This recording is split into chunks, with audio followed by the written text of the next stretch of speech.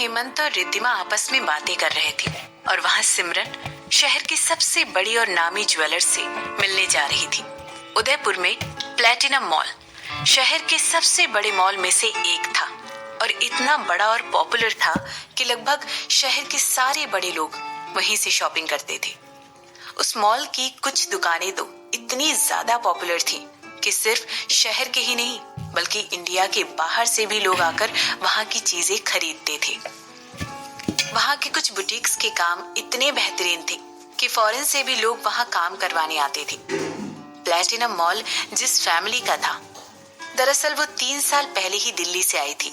कुछ कारणों की वजह से वो परिवार कंगाल हो गया था। उनके परिवार के कुछ आपसी मामलों के चलते वो अपना बिजनेस ठीक से संभाल नहीं पाए। हालांकि ये अफवाह भी उड़ी थी कि एक बहुत दौलतमंद आदमी ने उनके डूबते बिजनेस को बचाया। वो आदमी और कोई नहीं बल्कि शशांक वर्मा था, जिसे मुंबई का सबसे बड़ा बिजनेसमैन माना जाता था। आखिर शशांक वर्मा था कौन? वो बिजनेस की दुनिया का बेताज बादशाह था और किसी को भी उसके बारे में ज्यादा कुछ पता नहीं था। दरअसल वो एक अजीब किस्म का आदमी था। उसकी कोई भी फोटो ऑनलाइन मौजूद नहीं थी, ना ही अखबारों में उसके नाम पर कोई आर्टिकल्स छपे हुए थे। कोई उसके रहन सहन के बारे में भी कुछ नहीं जानता था और ऐसा इसलिए था क्योंकि शशांक ने आज तक कभी किसी को उसका इंटरव्यू लेने की इजाजत नहीं दी थी, चाहे फिर वो इंटरव्यू किसी बड़ी मैगजीन के लिए हो या फिर किसी बड़े अखबार के लिए। सभी को ऐसा लगता था ऐसा सब कुछ करने के लिए शशांक ने अपने बड़े सोर्सेस का इस्तेमाल किया था। शशांक वर्मा ने सिर्फ 6 सालों में मुंबई में अपना एक अच्छा खासा नाम कमा लिया था। उस आदमी ने अकेले ही अपनी मेहनत के बलबूते पर अपनी इकोनॉमी को उठाने का काम किया था। उसने इतना बेहतरीन काम किया था कि जल्द ही वो एक बड़ा नाम बन चुका था। सिमरन को अचानक याद आया कि स्वर्गवासी नानी माँ नीलिमा ने एक बार उसे ऐसे किसी आदमी के बारे में बताया तो था और उन्होंने उसको उसके बारे में पता करने के लिए भी कहा था। हालांकि उस समय सिमरन अपना बिजनेस खड़ा करने में इतनी ज्यादा बिजी थी, उसने कभी अपनी नानी की बातों पर ध्यान ही नहीं दिया। उसे लगा कि पहले उसे अपने बिजनेस को एक जगह स्टैब्लिश कर लेना चाहिए और उसके बाद ही उसे और शहरों में फैलाने के बारे में सोचना चाहिए। सिमरन की नानी भी सिमरन की माँ की तरह एक फॉरेनर थी। उनका असली नाम नैन्सी थॉम्पसन था। हालांकि भारत में कुछ दिन रहने के बाद उन्हें भारतीय संस्कृति इतनी पसंद आई कि उन्होंने यहाँ बसने का फैसला कर लिया। लेकिन यहाँ बसने के बाद भी उन्हें कुछ अलग सा महसूस होता था, इसलिए पूरी तरह यहाँ की संस्कृति में घुल जाने के लिए उन्होंने अपना नाम बदलकर नीलिमा गिल कर लिया और इसी नाम पर अपनी कंपनियों को भी खड़ा किया, जिन्हें आज गिल ग्रुप ऑफ कंपनीज के नाम से जाना जाता था। इसीलिए बहुत से लोग सिमरन को सिमरन गिल के नाम से भी जानते थे, क्योंकि वो ही इन कंपनीज को संभालती थी। इसीलिए सिमरन ने आज तक उस आदमी के बारे में ना तो पता करने की कोशिश की और ना ही कभी उससे मिली। शिफाली, कोई तरीका तो ढूंढो वर्मा इंडस्ट्रीज के बारे में पता लगाने का। जरा पता तो चले कि आखिर वो लोग हैं कौन और किस तरह काम करते हैं। सिमरन ने कुछ सोचते हुए शिफाली से कहा और तब तक वो दोनों मॉल के 3रे फ्लोर तक पहुंच गए। अगर सिमरन को अपने बिजनेस को और आगे बढ़ाना था तो उसे शशांक वर्मा के बारे में पता करना बेहद जरूरी था। आखिर उसे इतने बड़े बिजनेस को नई ऊंचाइयों पर ले जाने के लिए किसी बड़े नाम की जरूरत थी। ऐसा सोचते सोचते सिमरन ने अचानक ही शिफाली से पूछा, क्या तुमने पता किया कि आजकल कपूर इंडस्ट्रीज का क्या हाल है? क्या तुम्हें पता है आजकल शेयर मार्केट में उनके शेयर्स के क्या रेट चल रहे हैं? यस मैडम, अपने कुछ लोगों को उनके पीछे लगाकर मैंने ये पता लगाया है कि कपूर इंडस्ट्रीज बहुत सालों से लॉस में चल रही है। पिछले 5 सालों में कंपनी ने एक बार भी प्रॉफिट्स की शक्ल नहीं देखी है। इसके अलावा स्टॉक मार्केट में भी उनकी हालत कुछ खास अच्छी नहीं है। उनके शेयर्स के रेट्स काफी गिर चुके हैं और लगातार गिरते ही जा रहे हैं और इसका सबसे बुरा असर पड़ रहा है उनके बिजनेस पर। धीरे धीरे उनका बिजनेस डूबने की कगार पर पहुंचता चला जा रहा है। इसके अलावा कंपनी के सबसे ज्यादा शेयर्स आज भी मिस्टर कपूर के हाथ में ही हैं और मेरी रिसर्च के अनुसार मुझे नहीं लगता कपूर इंडस्ट्रीज ज्यादा दिन मार्केट में टिक पाएगी, और मुझे तो लगता है बहुत जल्दी उन्हें अपना बिजनेस बेचना पड़ सकता है। शेफाली ने सिमरन को समझाते हुए कहा। उसके बाद उसने अपनी बातों को बढ़ाते हुए कहा, उन्होंने जरूर किसी बड़े आदमी को नाराज किया होगा, नहीं तो उनकी इतनी बुरी हालत नहीं होती। इतनी जल्दी उनका नाम मार्केट में खराब नहीं होता। शेफाली की बातें सुनने के बाद सिमरन ने बड़ी उत्सुकता के साथ उससे पूछा, शेफाली क्या तुम्हें पता है कि कपूर खानदान में दूसरे नंबर पर किसके पास सबसे ज्यादा शेयर्स है?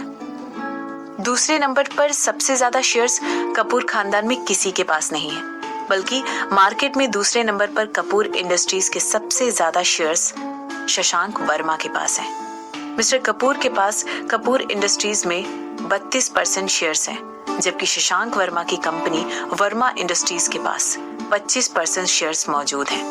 और जो इन्फॉर्मेशन मेरे पास है उसके अनुसार बहुत जल्द वर्मा इंडस्ट्रीज कपूर इंडस्ट्रीज को टेक ओवर कर लेगी। मिस्टर कपूर के पास कपूर इंडस्ट्रीज में 32% शेयर्स हैं, जबकि शशांक वर्मा की कंपनी वर्मा इंडस्ट्रीज के पास 25% शेयर्स मौजूद हैं। और जो इन्फॉर्मेशन मेरे पास है उसके अनुसार बहुत जल्द वर्मा इंडस्ट्रीज कपूर इंडस्ट्रीज को टेक ओवर कर लेगी। सिमरन को ये बात बहुत ही अजीब सी लग रही थी। इस बात पर उसने अपने माथे पर शिकन लाते हुए अजीब नजरों से शेफाली की तरफ देखा। शेफाली की बातें सुनने के बाद अब वर्मा इंडस्ट्रीज के मालिक से मिलना सिमरन को बेहद जरूरी लग रहा था।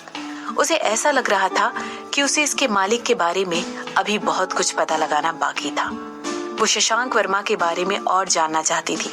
इसीलिए अपनी फिक्र जताते हुए सिमरन ने शेफाली से तुरंत कहा, मैं चाहती हूँ कि तुम तुरंत पता लगाओ कि किसी आने वाले बिजनेस फंक्शन या चैरिटी के प्रोग्राम में वर्मा इंडस्ट्रीज के मालिक को एज अ गेस्ट इनवाइट किया गया है, और अगर ऐसा है तो मेरे लिए भी उस फंक्शन में जाने का अरेंजमेंट कर दो। शेफाली को ये सारे इंस्ट्रक्शंस देते हुए सिमरन ज्वेलरी शॉप में घुस गई। ये वही दुकान थी जिसके बारे में सिमरन ने बहुत कुछ सुन रखा था। एक बहुत ही फेमस दुकान थी। हेलो माय डियर सिमरन। सिमरन तुरंत ही उस तरफ मुड़ी जिधर से आवाज आ रही थी। फरहान तुम? ऐसा कहते हुए तुरंत ही सिमरन की मुस्कान 2 गुनी बड़ी हो गई थी। वो आदमी लगभग 30 साल की उम्र का था। फरहान ने बहुत ही महंगे ब्रांड का काले रंग का बिजनेस सूट पहना हुआ था। अचानक तुम यहाँ कैसे? खैर, you're मोस्ट वेलकम सिमरन, फरहान ने सिमरन से हाथ मिलाते हुए कहा। इसके बाद उसने सिमरन के हाथ से उसका सामान लिया और साइड में रख दिया। अब सिमरन की लाल रंग की ड्रेस साफ दिखाई दे रही थी।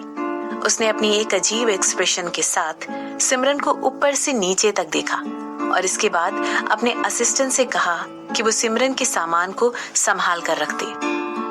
माशाअल्लाह, तुम तो पहले से ज्यादा खूबसूरत हो गई हो सिमरन, फरहान ने सिमरन की तरफ देखते हुए कहा, अपनी मुस्कुराहट को और बढ़ाते हुए कहा, और फिर सिमरन को दोनों कंधों से पकड़ते हुए अंदर की तरफ ले जाते हुए कहने लगा, आओ मैं तुम्हें वीआईपी एरिया की तरफ लेकर चलता हूँ।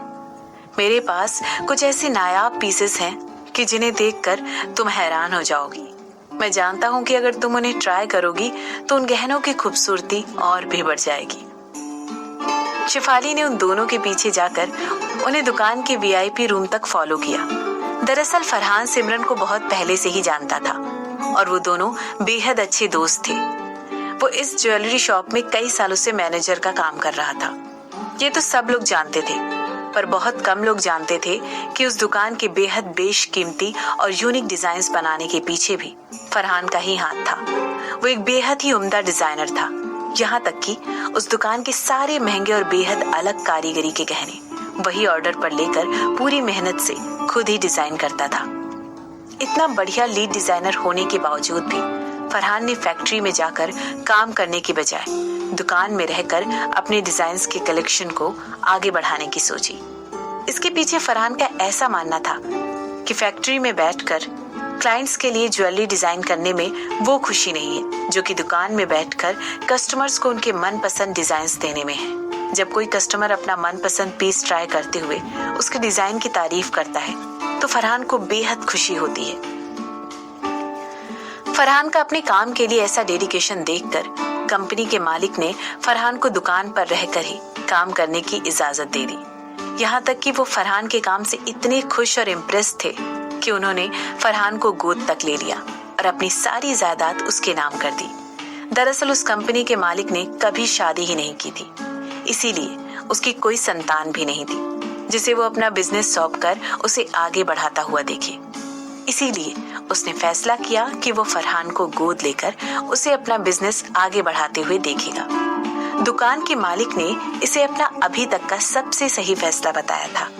उन्हें पूरा यकीन था कि फरहान के जादुई हाथों में बिजनेस न केवल खूब चलेगा बल्कि आगे बढ़कर नई ऊंचाइयां छू लेगा। ये सब बातें सुनने के बाद शेफाली को पता लगा कि फरहान उसकी मालकिन सिमरन का बेहद जिगरी दोस्त था। सिमरन, यहाँ देखो, देख रही हो इस छोटे से मटर के दाने जितने बड़े मोती को?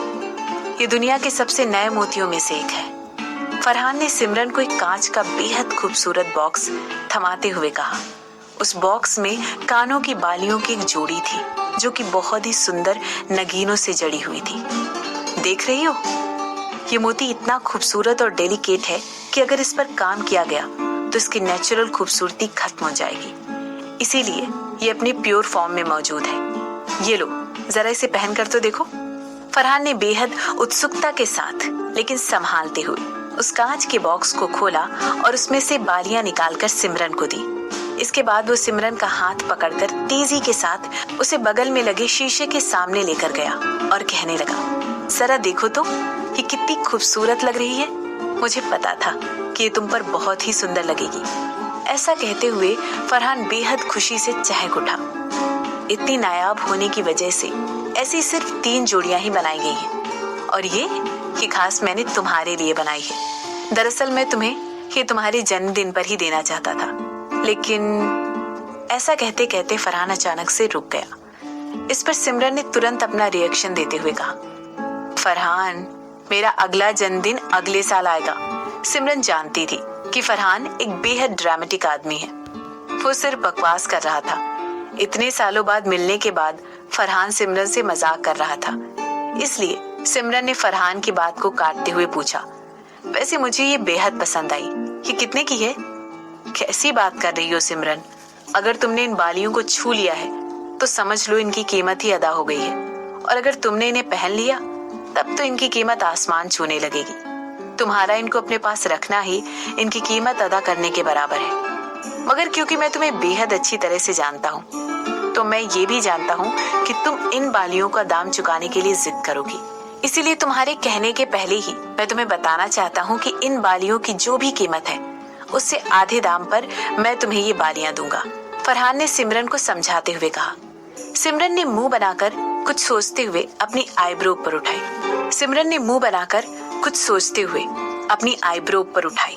मानो जैसे कि वो पहले से जानती थी कि फरहान ऐसा ही कुछ करने वाला था। शायद वो जानती थी कि फरहान जैसा बिजनेस के बारे में सोचने वाला इंसान, जो कि अपने जरा सा भी प्रॉफिट को किसी के साथ शेयर करना पसंद नहीं करता था, वो इतनी आसानी से सिमरन के ऊपर इतनी मेहरबानी नहीं करेगा।